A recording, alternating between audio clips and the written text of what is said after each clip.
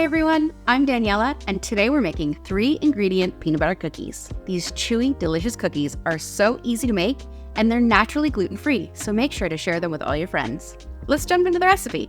You'll find a list of ingredients and measurements in the description below. Preheat your oven to 180 degrees Celsius or 350 degrees Fahrenheit. Into a bowl, add 240 grams, 1 cup of smooth peanut butter. You're looking for the sugary kind, not the natural kind. To this, add in half a cup, 110 grams of granulated sugar, and 1 egg.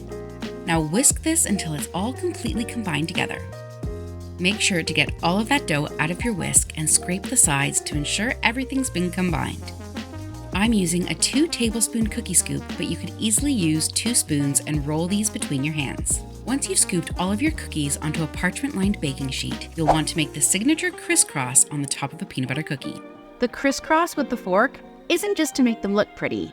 It helps the cookie bake evenly by making sure that center stays compressed. Do this using the back of a fork, pressing down and then turning the fork 90 degrees and pressing again. If you find the fork is sticking, you can dip it into a little bit of your sugar to help release it.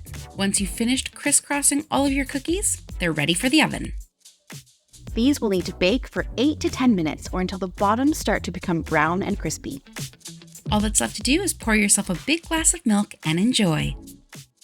If you're a cookie fan, why not try my perfect chocolate chip cookies, linked here, and make sure to hit that subscribe button because we've got more great videos coming every week. Thank you so much for watching, and Kiki and I will see you in the next one.